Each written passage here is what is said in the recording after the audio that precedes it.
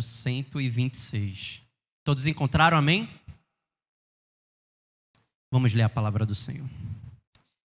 Cântico de romagem. Quando o Senhor restaurou a sorte de Sião, ficamos como quem sonha. Então a nossa boca se encheu de riso e a nossa língua de júbilo. Então entre as nações se dizia: grandes coisas o Senhor tem feito por eles. Com efeito, grandes coisas fez o Senhor por nós. Por isso estamos alegres. Restaura, Senhor, a nossa sorte, como as torrentes no Neguebe. Os que com lágrimas semeiam, com júbilo ceifarão. Quem sai andando e chorando enquanto semeia, voltará com júbilo, trazendo seus feixes. Senhor Santo Deus, Pai amado, nós te glorificamos e te exaltamos, meu Deus. Te agradecemos porque tu já tens falado conosco ao longo do culto. Te agradecemos, Pai, porque tu nos trouxeste para a tua casa para te render culto. Mas agora queremos te pedir, Pai, fala conosco através da tua santa palavra. Ilumina nossas mentes e os nossos corações, Senhor, para que a entendamos e também queiramos colocá-la em prática. É assim que te pedimos em nome de Jesus. Amém. Podem sentar. Você já teve a experiência de alcançar algo que você passou por muito tempo, esperou por muito tempo e finalmente o dia chegou e você conseguiu alcançar? Que finalmente o grande e esperado dia chega de você alcançar aquilo que você tanto desejava. Eu já tive essa experiência, deixa eu contar um pouquinho dela para vocês. Eu lembro que no início do casamento, alguns anos atrás, não muitos, né, porque eu sou novo, há poucos anos atrás, no início do casamento, minha esposa e eu, a gente traçou alguns objetivos, o que é normal, né, para jovens casados que estão construindo aí uma vida juntos. E um deles era que eu conseguisse fazer a transição de carreira. Sair do emprego que eu estava para me dirigir para um emprego melhor e com mais benefícios. Mas eu lembro que quando a gente pensou, vamos fazer agora a transição de carreira de Kelvin. Também não foi assim. Mas vamos pensar na transição de carreira. Eu lembro que eu tive muitos tropeços, muitas dificuldades no caminho que eu achei que isso não aconteceria nunca. Primeiro, eu tinha que terminar o curso que estava trancado há algum tempo. Depois, vieram várias provas, várias seleções e entrevistas. Depois disso, eu tive que participar de um treinamento durante 2 meses. Eu lembro que era tarde da noite que eu voltava de casa, vinha lá do Marco Zero e eu olhava assim, Senhor, são tantas etapas, são tantos problemas. A Eric está ali rindo, mas foi complicado na época lá, né? Tantos problemas, tantas situações, e eu pensei, eu não vou conseguir. Era muito problema, muitos. Até que um dia, tudo se encaixou, tudo deu certo. Uma ligação, uma proposta de emprego e nós ficamos como? Quer dizer, nós não, né? Eu não sei ela, mas pelo menos eu, como fiquei? Eu fiquei como quem sonha. Eu fiquei, nossa, finalmente chegou, finalmente deu certo. Mas a minha vida acabou aí? Eu continuei, não é? É claro que também as outras dificuldades chegaram. Depois o que foi que aconteceu? Eu entrei na nova empresa e eu tive outras dificuldades lá. Adaptação, aprender coisas novas, aprender a me relacionar com pessoas diferentes e por aí vai. E durante os primeiros meses lá naquela empresa, eu pensava também a mesma coisa. E agora, será que eu vou conseguir? Naquele momento eu facilmente me esquecia de que o Senhor já tinha me levado até lá, de que Ele já tinha me feito conquistar esse novo emprego. Mas eu estava com os olhos fechados para tudo que tinha acontecido comigo até então, para tudo que o Senhor tinha feito por mim. E eu focava apenas naquele problema diário. Mas deixa eu te perguntar, a gente é assim, não é? Nós somos assim. No momento a gente está muito feliz. Nossa, o Senhor nos deu. O Senhor realmente veio e nos deu aquilo que a gente tanto desejava. Mas logo depois o que é que acontece? No momento seguinte, a gente está frustrado por alguma coisa menor. A gente fica lá triste por alguma coisa secundária que não deu certo. Mas meu irmão, minha irmã, você que nos visita, a vida é assim mesmo aqui nessa terra. Assim é a vida dos cristãos e peregrinos neste mundo. E se nós observarmos atentamente este salmo que nós acabamos de ler, o salmo de número 126, nós vamos ver que nele consta esses dois aspectos. Nós vamos ver que ele fala que nós já somos salvos, que o maior problema das nossas vidas já foi resolvido, mas que ao mesmo tempo continua faltando ou continua acontecendo certas frustrações em nossas vidas. Que aqui a nossa vida continua, de que a batalha continua até o fim da nossa vida. O Salmo fala de que nós já temos o que precisamos, mas ainda não. Ainda não chegamos lá. Nós ainda passaremos os dias ansiando pelo refrigério final de libertação do nosso Senhor. Ou seja, eu espero que este salmo aqui nos ensine que nós já somos livres da nossa escravidão, mas que nós ainda temos trabalho a fazer. Eu vou repetir. O salmo nos ensina que nós já somos livres da escravidão do pecado e de Babilônia, mas que nós ainda temos trabalho a fazer aqui nesse mundo. Nós vamos tentar ver isso em algumas partes. A primeira delas é que a situação de cativeiro clama por uma restauração. A situação do teu cativeiro, do meu cativeiro, clamava por uma restauração.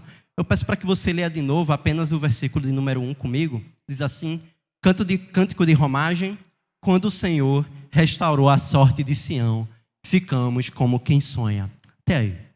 Veja, este salmo que nós acabamos de ler é um salmo conhecido como o Salmo de Romagem. E eu peço que você se lembre o que esse salmo significa, né? O ser um salmo de romagem. Esse salmo, junto com outros, que é um conjunto, né, entre o 120 ao 134, eles eram utilizados para que o povo de Israel cantasse em caminho para as festas, quando eles estavam se dirigindo até Jerusalém. E muitas vezes eles iam cantando e se lembrando da história que Deus tinha feito para com eles. E este salmo aqui, ele começa falando sobre a necessidade de restauração. Note que o salmista começa dizendo: quando o Senhor restaurou a sorte de Sião. Mas espera aí, tinha alguma coisa que precisava ser restaurada? Tinha algum problema acontecendo ou que tinha acontecido? Tinha algo que deveria ser restaurado e estava errado para o povo de Israel? Tinha sim. Lembre-se comigo. Lembre-se da história do povo de Deus, que mesmo vivendo na terra prometida, mesmo estando onde Deus os tinha colocado, o povo se rebelou contra o Senhor. Deus, ao longo da história do povo de Israel, faz tudo por eles, faz tudo pelo seu povo. Mas em contrapartida, o que é que Israel apresentava para o Senhor? Eles se prostituíam com falsos deuses. Eles eram idólatras. E por muito e muito tempo o Senhor alertou o povo por intermédio dos profetas. Ele falava para o povo parar, porque senão cairia a punição sobre eles. Israel às vezes se arrependia, não era? A gente vê isso muito acontecendo lá no livro de Juízes. Israel se arrependia e voltava para o que era correto, mas muitas e muitas vezes não. Até que em certo momento, Deus cumpriu a sua promessa. Ele trouxe uma terrível punição sobre Israel e enviou o exército babilônico para destruir, escravizar e matar. Mas o Senhor, que é rico em misericórdia, não permitiu que o povo continuasse dessa forma. Depois de 70 anos de seu cativeiro, do cativeiro do povo de Israel, Deus trouxe o povo de volta da Babilônia, e é sobre essa experiência que o salmista está falando aqui. Aquilo que o povo achava que nunca iria acontecer, aconteceu. O Senhor restaurou a sorte de Sião, e eles ficaram como quem sonha. Mas veja, Sião não merecia. O que é que Sião merecia? Sião merecia permanecer como escravo. O cativeiro babilônico, que era a punição justa, chegou ao fim por pura intervenção misericordiosa do nosso Deus. E então o Salmo ele começa com essa constatação de que o Senhor libertou o povo da escravidão. Mas perceba que isso não é apenas verdade para os judeus lá daquela época. mas também é verdade para nós no tempo presente. O Senhor também nos libertou da escravidão. Amém? Todos que cremos no Senhor somos cativos que foram resgatados. O que aconteceu com o povo de Israel naquela época, aconteceu com toda a humanidade representada em Adão. Lembre-se que Adão foi o primeiro dos seres humanos. Ele foi o nosso representante. Muitos teólogos chamam ele como o cabeça federal. Adão foi o nosso símbolo e a decisão dele tinha implicações sobre toda a humanidade.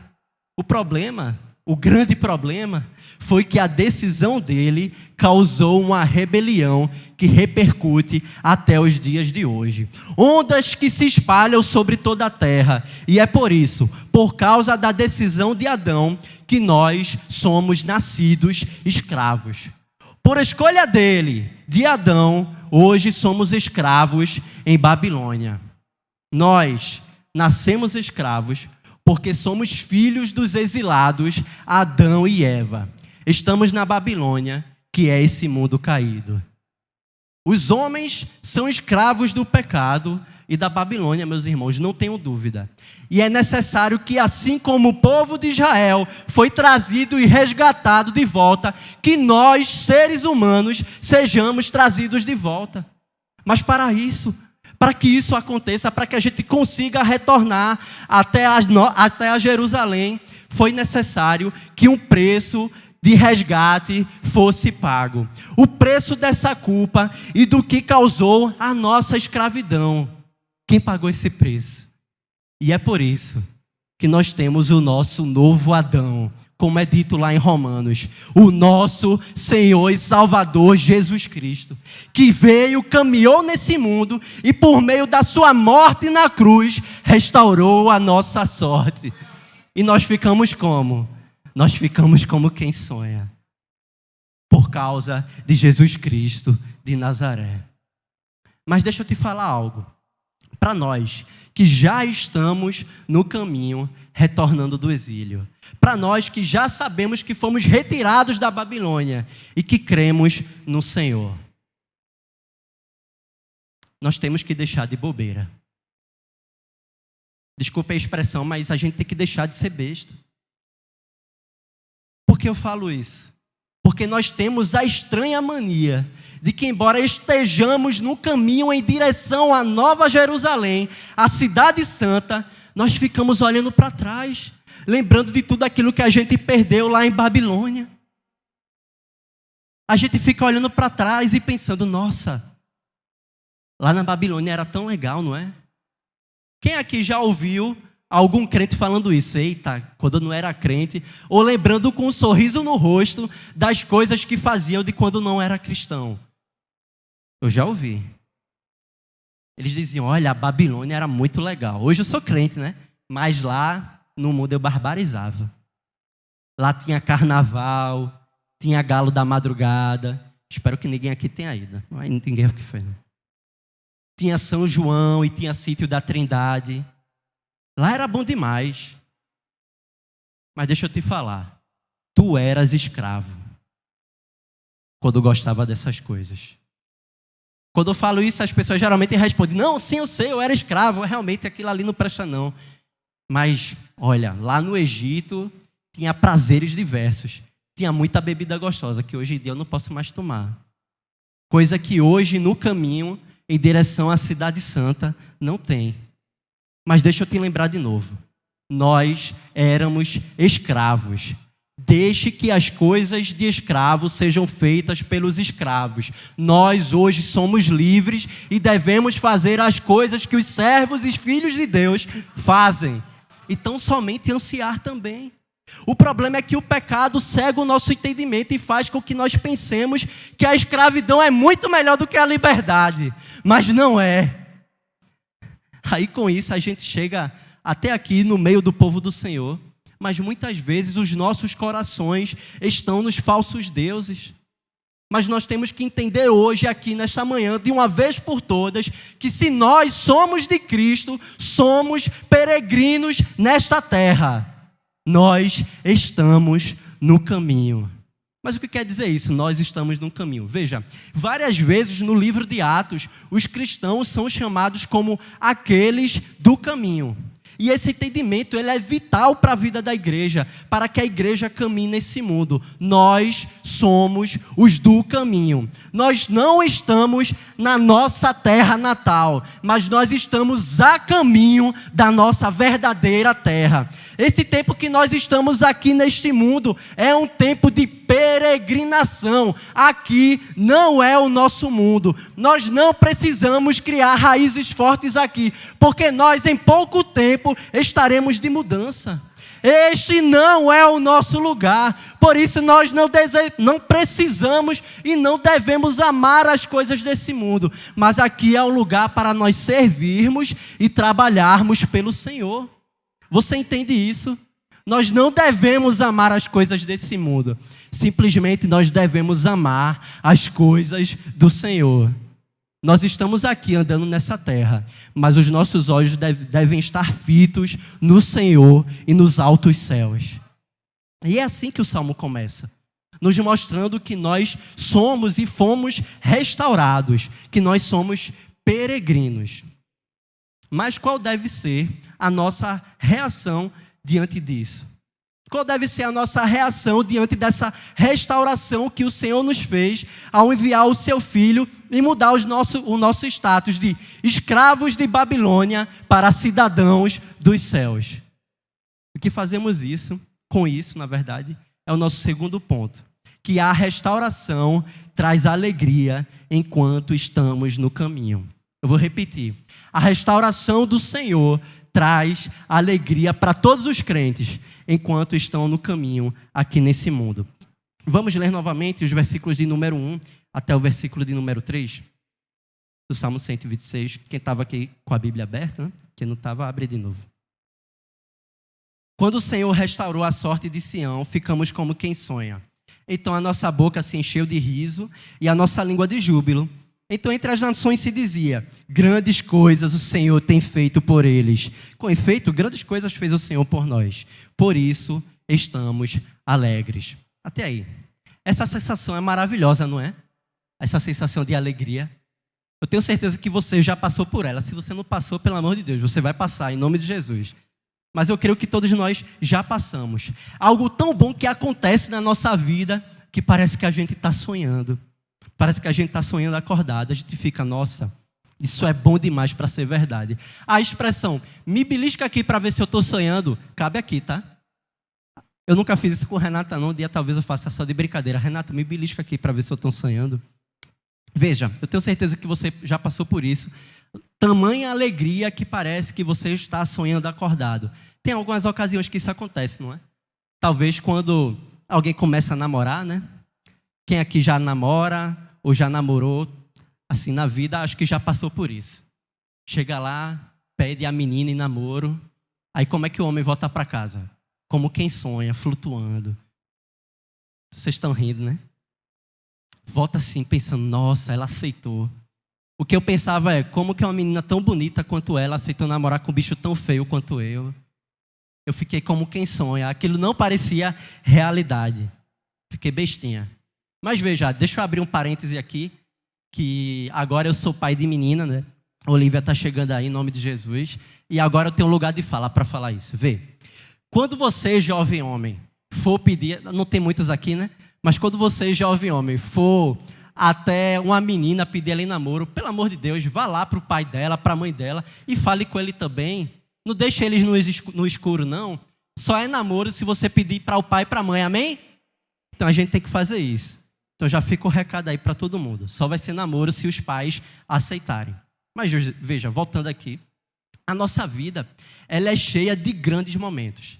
Há coisas que acontecem nas nossas vidas que parece que são boas demais para ser verdade. Ter amigos verdadeiros, ter uma igreja para participar, uma esposa e filhos. Mas existe uma coisa que supera tudo isso. Existe algo muito melhor. Acima de todas essas coisas tem algo que é muito maior e muito melhor. O que é que é? Ter a Jesus. Isso é muito melhor. ser resgatado por Cristo. É isso que o Salmo está querendo dizer aqui. O resgate do cativeiro é a coisa mais importante que acontece nas nossas vidas.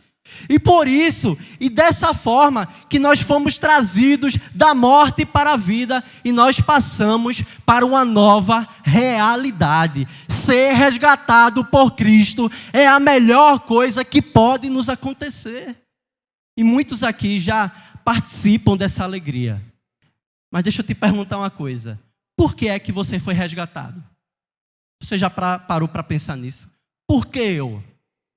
O que nós fizemos para merecer isso? Nós que nos achávamos que éramos muito bons, não é? E nós estávamos redondamente enganados. Nós, depois que percebemos que não éramos, viemos até Cristo. Veja, entenda, nós não fizemos nada para merecer isso. Riqueza, inteligência e posição social não são critérios para nos trazer até Cristo. E se fossem, eu estava no fim da fila, porque eu não tenho nada disso. Então, por que nós fomos trazidos até o Senhor? Porque nós recebemos tamanha salvação. Isso só aconteceu por causa da graça misericordiosa e maravilhosa do nosso Deus. A gente não merece, mas mesmo assim Ele nos deu. O Senhor enviou o seu Filho aqui a esta terra para morrer pelos nossos pecados.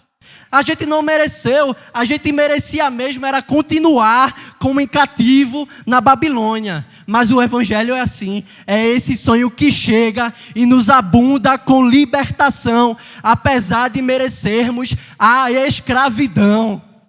Este é o Evangelho. E o resultado é o que o Salmo fala: alegria e riso.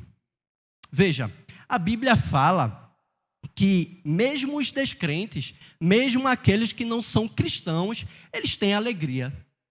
Tem gente que acha que só o crente tem alegria, não é? Mas não, mesmo aqueles que não são crentes têm alegria. Entenda que a alegria não é um privilégio dos cristãos. Lá em Atos, capítulo de número 14, explica que Deus, na sua graça, dá mesmo àqueles que o odeiam momentos de alegria. Mas perceba, existe uma alegria específica que apenas os cristãos têm o privilégio. A alegria de estarem perto do Senhor. A alegria de conhecerem a Jesus. Então deixa eu te perguntar. Por que é que mesmo assim a nossa vida é marcada por tristeza?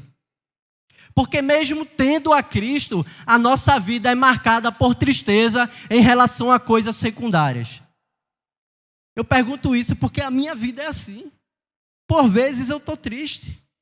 Eu estou cabisbaixo. Eu vou contar um segredo aqui para vocês. Às vezes eu falo as coisas, né, Renata já bota a mão na cabeça. Mas vai ser de mim. Às vezes eu chego na minha casa, aí eu me deito no sofá lá de casa, ligo o Spotify e boto lá uma playlist que Renata já conhece.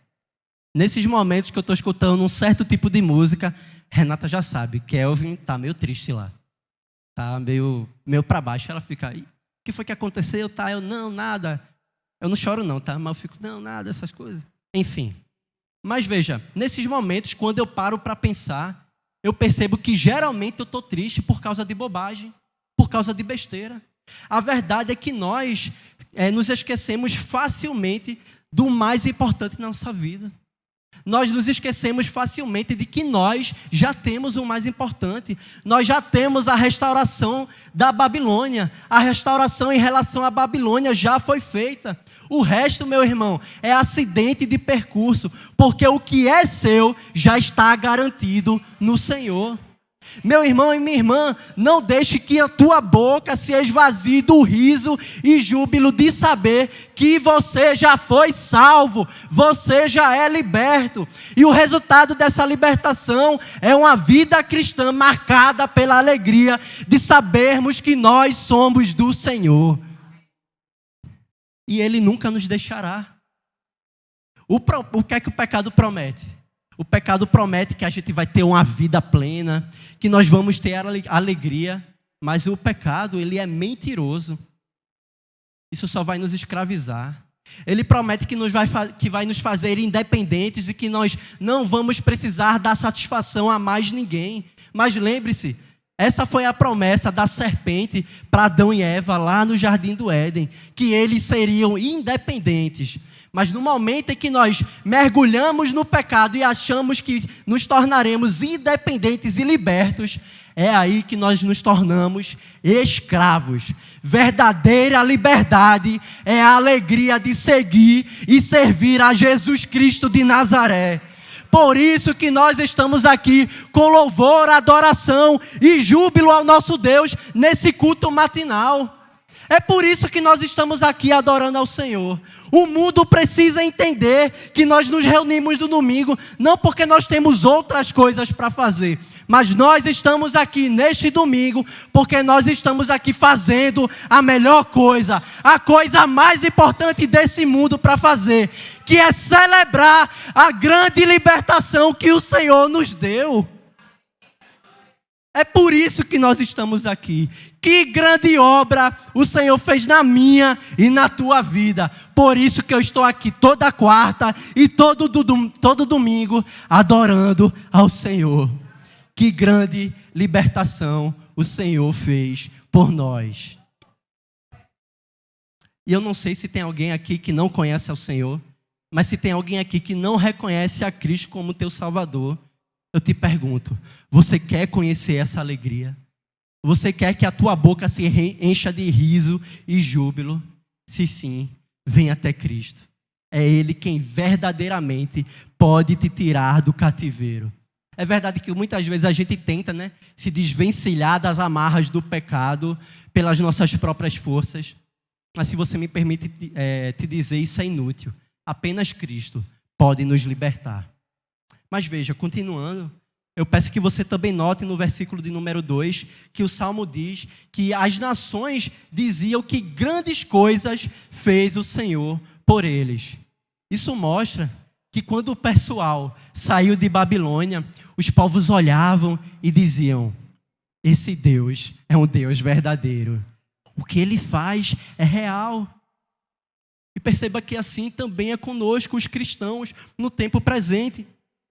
Entenda, parte de ser testemunha de Cristo é que as pessoas olham para as nossas vidas e percebem quão grandes coisas o Senhor fez por nós. Eu não sei se você já teve a oportunidade, mas eu já tive a oportunidade de ouvir pessoas falando para mim sobre outros crentes. Geralmente elas dizem, olha, ele não era assim. Aquele homem era diferente, aquela mulher era diferente. Pensa numa pessoa complicada e difícil. Pense numa pessoa amarga. Mas hoje ele é um homem e uma mulher diferente. Mas por quê? Por causa da obra que o Senhor fez nas nossas vidas. O mundo olha e diz, que grandes coisas fez o Senhor por ele ou por ela. Esse Deus é um Deus verdadeiro. Ele faz coisas reais. O mundo olha para você e diz, eu vejo na vida dessa pessoa coisas que apenas um Deus verdadeiro é capaz de fazer. O mundo olha para a igreja e reconhece as obras do Senhor. Eles vão olhar e vão dizer que nós temos uma esperança além do normal. Nós temos uma esperança que não é comum, que nós andamos aqui neste mundo de forma diferente. Porque nós andamos igual ao nosso Mestre. Nós andamos igual ao nosso Salvador. Entenda, a forma pela qual nós vivemos serve de testemunho aqui para este mundo caído. Porque se lembre, nós somos do caminho, os do caminho. Nós devemos seguir as marcas do nosso Senhor. Nós devemos seguir aquilo que Jesus Cristo fez. E aqueles do caminho de Jesus Cristo que andam como seu Senhor, mostram para o mundo que o nosso Deus é um Deus verdadeiro. Nós tivemos restauração, amém? E por isso nós estamos alegres. Por isso nós ficamos como os que sonham. E sempre quando a gente passa por algum desses momentos de grandes alegrias, de grande júbilo, o nosso desejo é que ele não passe, não é? A gente quer ficar ali naquele momento, por favor, não passa. Geralmente isso acontece comigo também quando eu estou sonhando alguma coisa muito boa, né? Eu estou lá sonhando, aí Renata chega e quer, ó, tem que lavar o banheiro. Aí eu, poxa, eu queria sonhar mais. A gente fica triste, não é? A gente logo volta para a realidade brutal aqui da nossa vida. Foi assim com Israel e assim com a gente também. Deus nunca prometeu que nós vamos viver nesse mundo sempre como os que sonham. Essa não é a promessa do Senhor. E o Salmo também fala sobre isso. E esse é o nosso último e terceiro ponto. A restauração continua na providência do Senhor e trabalho aqui nessa vida. A restauração do Senhor continua com o nosso trabalho aqui nessa vida. Vamos ler a partir do versículo de número 4. Diz assim: restaura, Senhor, a nossa sorte, como as torrentes no Neguebe. Os que com lágrimas semeiam, com júbilo ceifarão. Quem sai andando e chorando enquanto semeia, voltará com júbilo, trazendo os seus feixes. Veja aqui que coisa interessante. O salmista, ele começou dizendo o quê? O salmista começou dizendo: olha, o Senhor restaurou a nossa sorte. Mas veja o que ele diz quando chega aqui no versículo de número 4. Senhor, restaura a nossa sorte. Parece uma contradição, não é? No momento ele está dizendo: o Senhor restaurou a nossa sorte. A gente está alegre, a gente está como os que sonham. Mas depois ele diz: Senhor, restaura a nossa sorte. Como assim? Ele agradeceu a Deus por ter livrado, mas agora ele está pedindo um novo livramento. Aqui eu creio que a ideia é a seguinte: que o nosso maior problema de escravidão nesse mundo, de escravidão do cativeiro, já passou. O problema ele já foi tratado, mas a gente continua caminhando aqui nessa vida. E nós teremos várias necessidades de restaurações dos problemas, das ciladas e dos buracos que a gente se mete. O maior problema da gente já foi resolvido, mas a gente ainda tem coisa para tratar. A gente ainda não chegou lá, lembra? A gente ainda está andando aqui na Babilônia. Nós ainda teremos vários momentos na nossa vida em que nós teremos que pedir ao Senhor: Senhor, restaura a nossa sorte. Nós vamos falar que o caminho está muito difícil, que a estrada está cheia de buraco, que a subida está muito comprida. Quem aqui já pensou: Senhor, me leva logo? Está muito difícil aqui nessa vida. É porque você ainda está no caminho. Mas isso é normal, tá? É normal a gente passar por essas coisas. Entenda que todo cristão vive essa tensão, porque nós já estamos com Cristo, mas nós, de certa forma, ainda não estamos com Cristo. Nós já somos livres da culpa e do poder do pecado, mas nós ainda não estamos livres da presença do pecado. Nós já seguimos a Jesus Cristo, mas nós ainda não seguimos da forma que nós deveríamos. Coisas ainda não estão completas. E da mesma forma, nós já tivemos a nossa sorte restaurada, mas ainda não. A situação curiosa que nós temos que viver é essa. É uma coisa tensa, mas essa é a sensação do peregrino mesmo. Isso é normal, tá? Nós já estamos a caminho de casa, a caminho da Canaã celestial, a caminho da Nova Jerusalém. Mas a gente ainda não chegou lá. A gente tem que entender isso. Nós ainda não chegamos na nossa terra, ainda não chegamos na terra prometida, em nossa casa, mas nós estamos no caminho em direção para lá. E olhando para o texto, nós vamos ver que o salmista ele fala uma coisa interessante. O que é que ele diz? Olha, ele fala sobre as torrentes no Neguebe. O que é que aconteceu nessa região? Por que é que ele falou isso? Para a gente entender rapidinho, veja, lá naquela região tinha rios temporários. E certa parte da região, durante o ano, quando paravam as chuvas, aqueles rios secavam e no caminho daqueles rios só ficavam buracos. Até que, de repente, a chuva chegava novamente e os rios que antes passavam por ali retornam e tampam aqueles buracos. E a ideia é que aqueles caminhos que eram de rios e que só tinham buracos pareciam caminhos de morte. Mas quando a chuva vinha e os rios retornavam, os caminhos de vida retornavam também. E o salmista, ele olha para as torrentes no Neguebe e ele compara tudo aquilo com a vida dele. E também nós podemos comparar com as nossas vidas. A situação de que muitas vezes a gente anda e tudo parece deserto. A situação de que muitas vezes a gente anda e parece que está tudo muito complicado. A gente olha em momentos que pareciam ser momentos de alegria, situações de júbilo, agora é só secura. Há uns meses atrás a gente estava pulando de alegria, eu consegui, mas logo depois a gente está triste. O que costumava ser cheio de vida agora não parece mais.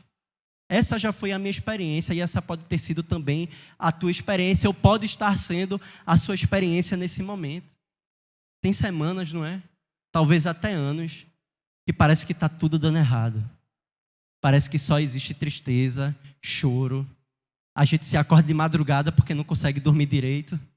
Se ajoelha e clama: Senhor, até quando? Restaura a minha sorte. Mas o chamado do salmista é para que nós, junto com eles, possamos orar. Senhor, como tu fizeste, ou como tu derramas a torrente no Neguebe, traz de volta a vida. Aqueles que estão tristes, lembrem-se da alegria da salvação no Senhor. Esse é um pedido recorrente nas Escrituras e também nos Salmos. A restauração da alegria da salvação. Lembrem-se, nós já temos o melhor. Não precisamos de mais nada. Lembrem-se disso. Mas a verdade é que a gente é gente muito complicada, não é? A gente quer mais coisas. A gente pode até ficar triste nos melhores momentos. Talvez alguém aqui tenha ido para um retiro ou para algum lugar. E é um lugar, retiro é um lugar da gente ficar alegre, né? Da gente ficar lá em comunhão com os nossos irmãos. Mas às vezes uma coisinha pequena é capaz de tirar o nosso humor, deixar a gente triste lá. A verdade é que a vida cristã, ou que na vida cristã, nós temos já o maior presente de todos. A salvação da nossa alma e a obra de Cristo. Mas a gente muitas vezes fica irritado por causa de falta de dinheiro, por causa da falta de tempo e por causa da falta de coisas que a gente acha que são necessárias. Nós somos assim. Nós esquecemos facilmente o que nós já recebemos. Mas o Senhor nos chama para nos trazer à memória aquilo que nos dá esperança. Nós já somos salvos e nós estamos a caminho da Canaã celestial. Lembrem-se que o Senhor já fez a restauração na tua vida. Nós simplesmente estamos, durante o caminho aqui, na Babilônia, indo até o nosso lar. Além disso, o Salmo fala outra coisa. Ele fala também que o trabalho continua.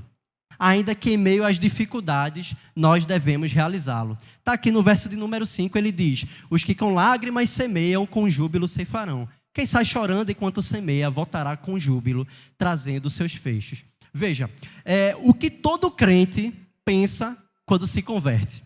O que você pensou quando você se converteu?